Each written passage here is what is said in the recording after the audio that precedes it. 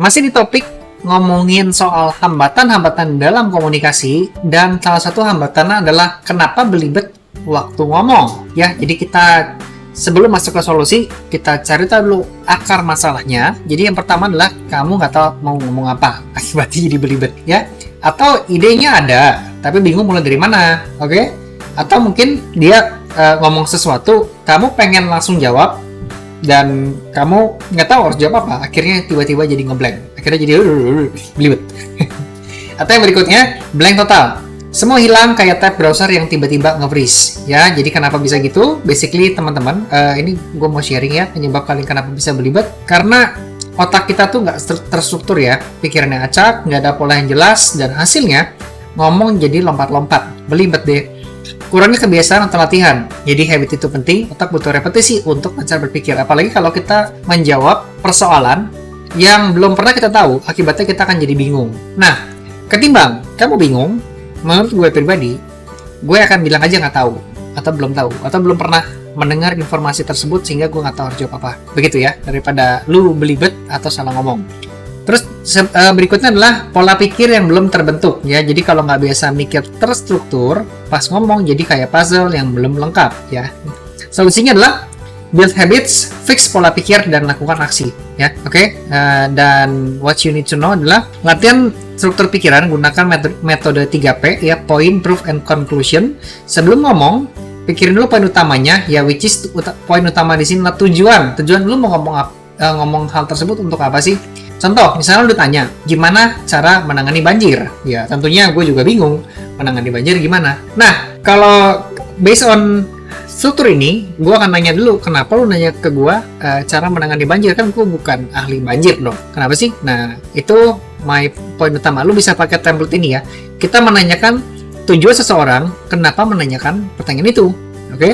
Itu bisa jadi poin utama. Terus, berikutnya, kita bisa menyertakan buktinya, terus juga kesimpulan ya. Ini adalah urutan pembicaraan berikutnya yang bisa kita pakai. Artinya, kalau tadi lu ditanya nih sama seseorang, gimana cara menangani banjir? Oh, kenapa lu bertanya hal tersebut sama gue? Tujuannya apa? Ya kan lu tahu, gue nih bukan ahli banjir ya. Jadi menurut gue, lu nggak pas nanya ke gue, gitu. Kesimpulan. Nah, gitu ya. Itu teman-teman ya, paham ya?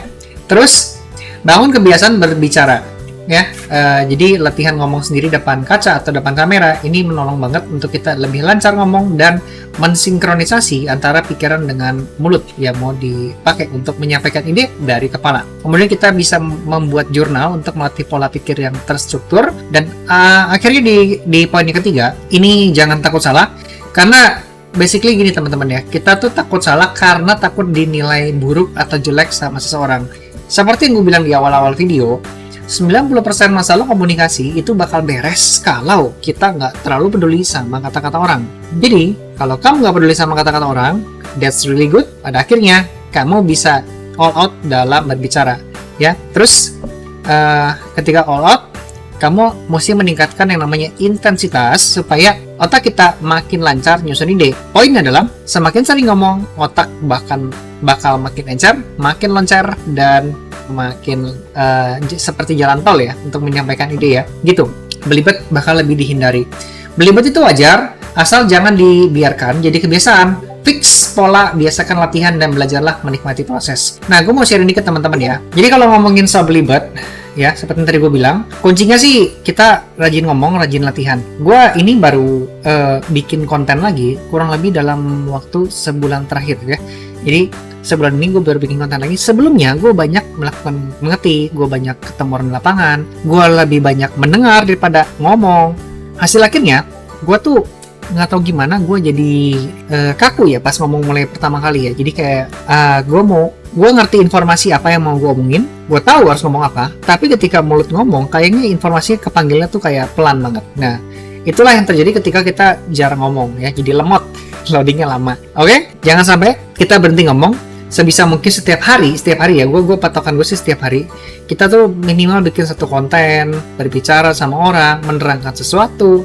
Dengan gitu otak kita terasah dan lebih lancar untuk memanggil ide lebih cepat dari isi kepala kita.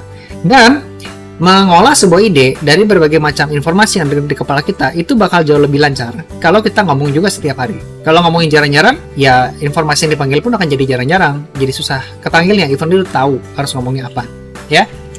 Nah, gue mau nambahin sedikit tentang pernyataan gue di awal. Kan kebingungan yang sering terjadi adalah ketika kita nggak tahu harus ngomong apa ketika pertama kali ketemu orang. Nah, gue mau kasih ide. Lu harus tahu lu berada di mana ya pertama ya. Jadi kalau lu ngomongin sebuah tujuan sama seseorang, bro, kenapa lu ikutan komunitas bisnis ini? Lu nyari apa sih? Tapi lu nanya dia di sirkus gitu ya, atau mungkin lagi di mall gitu. Rasanya untuk pertemuan pertama kali dan orang itu baru kenal lu pertama kali kurang pas kalau kita nanya gitu. Jadi kita harus lihat situasi, kita berada di mana, sadari dulu. Kalau lu sedang berada di sebuah komunitas bisnis yang isinya orang-orang pebisnis yang punya visi buat ngembangin usahanya dan dia masuk sana dengan ada tujuan tersebut, kita bisa nanya tuh ya. Biasa kan kita memulai pertanyaan dengan bertanya apa tujuan kamu kesini ya. What is your purpose? Kemudian kamu juga bisa nanya kamu kepengen apa ya. Terus kita juga bisa nambahin berikutnya apa yang bisa saya bantu ya. Itu.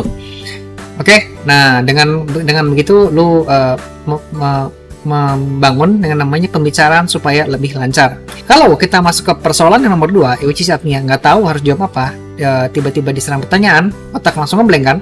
Nah, ini kenapa bisa ngeblank? Karena lu memikirkan ego pribadi, takut pikir nama baik kita jelek di matanya dia, di pikirannya dia. Jadi saran gua, kalau memang lu nggak tahu harus jawab apa, bilang aja nggak tahu. Sorry ya, gua nggak tahu, nggak ada pengalaman.